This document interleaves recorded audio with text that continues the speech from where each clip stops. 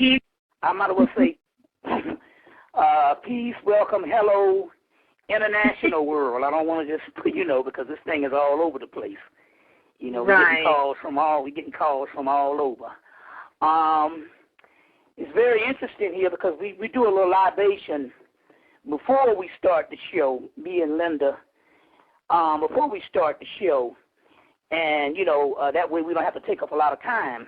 We already got the energy ready in the command central. So I'm going to dedicate the show to one particular goddess tonight, and that's the goddess Medusa. And we're going to go into her science in a few minutes. But as we was doing the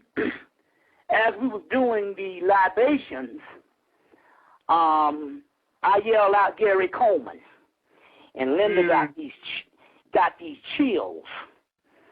And we want to dedicate the show to him, as well as Lena Horne, but mainly we're going to focus on Gary Coleman because the last time I spoke, I mentioned something about the fairy kingdom, remember? Yes, the last time he was here.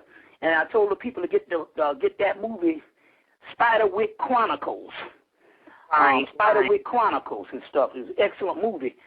And so basically this spring, what we did is this whole fairy kingdom took on an entire new realm. It took on a new energy. I've often talked about the fairy kingdom over the past 4 or 5 years, but this summer it was major, and we realized that what they was doing, they were setting up to receive their king, Gary Coleman. It was a homecoming.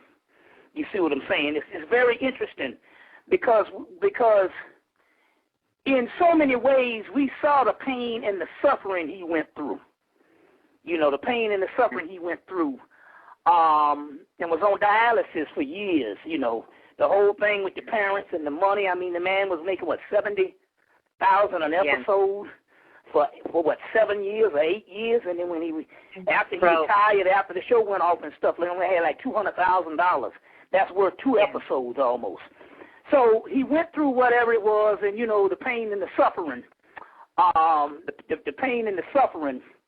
And I'm quite sure, and what Linda had mentioned was that when the chills came, she got a glimpse of the freedom and the happiness and the joy that he received by making the transition. You see, making the transition. You see what I'm saying? This is a glorious time. It's like my mother said, if I knew it was this good, I would have did it years ago. And I had an aunt that died. It was like a first cousin, but she's my mother's age. She's my mother's first cousin. So down south, we call them our aunts too. So I had an aunt that died the year before my mother, and she said the same thing. Man, she said, I never could imagine the freedom and the ecstasy in all of this.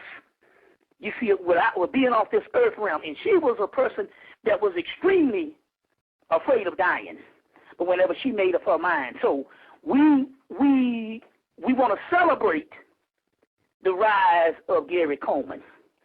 And I can imagine what is going on and it's interesting what's going on when we found a fairy chair, and we went around and we collected fairies. There's a company that makes 2 major black fairies, but we even found some in a store called A.J. Wright.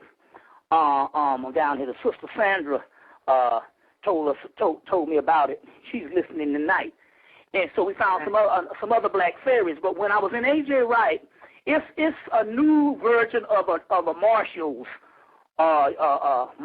or T.J. Maxx or what have you. But when I was in there tonight, about a couple of weeks ago, I saw a little black boy about the size of Gary Coleman when he first started. The different strokes. Right. And this little black boy was one of these figurines. He had a little clown face, but he had on the top hat. The top hat. So I looked at it. I couldn't make heads or tails. I was trying to see whether I could match him up any kind of way with Baron Samedi. But I said, nah, I ain't feeling it. So I left it in the store. Came back the next week.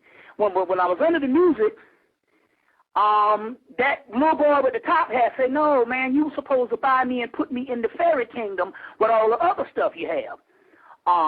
And so I went back, it was gone, so I had to wait about another week, and it came back in the store. So I bought it, and I put it in here. Then I realized, I think I bought it 1 week. Gary Coleman made the transition the next week. So to show you, and I'm looking at this thing, and I'm saying, okay, that is him. And he's sitting on his soapbox, standing on his soapbox. And he's right in the midst of all these fairies, these gnomes, and all of that, which is ancestral energy. Ancestral energy. Now, there's a lot of books out on fairies written by Europeans, giving their rendition. We talked about the girl from Africa that saw the fairies, and we talked about another sister named Aviva who went over, and the fairies told her to leave. She was moving back to Ghana. She was moving to Ghana, and they told her to come back to America. And one sister said there's a book that was written on the fairies called a Kawi or something like that. Another sister called trying to get a hold of the book, and I said, I don't have the book. The book it's a book in Africa written, in Ghana written on the fairies. But to give you some greater scholarship on the fairies, yes, you can buy the several books on the fairies, and they have several books out, and all of them are good. But to link this with our ancestral realm, Jeremiah's Book of the Beginnings. Jeremiah's Ancient Egypt, Light of the World, where he talks about the original African spirits being elemental spirits. And that's what the fairies are. They are elementals. They are elementals and stuff. So if you can, try to learn as much as you can. There's probably a lot of stuff on the internet on this, but this is a real civilization. Yeah. It's a real civilization. They are the ones, or the ancestral spirits, that is responsible for flowers, plants, vegetables, and all the beautiful things you see in the spring. That is done by a group of spiritual, ancestral spirits, elemental spirits. You see what I'm saying? So we're talking about a whole ecological system here. But we want to, in this case, we want to celebrate the rise of this god, this Harpocrates figure. And Harpocrates is like the baby Horus, what we talk about, our energy. This fairy figure, Gary Coleman. You see what I'm saying? We want to celebrate that, and we want to put that down because, we did do Michael Jackson last year. Right.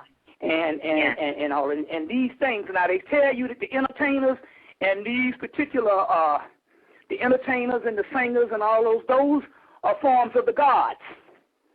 Those are forms of the gods.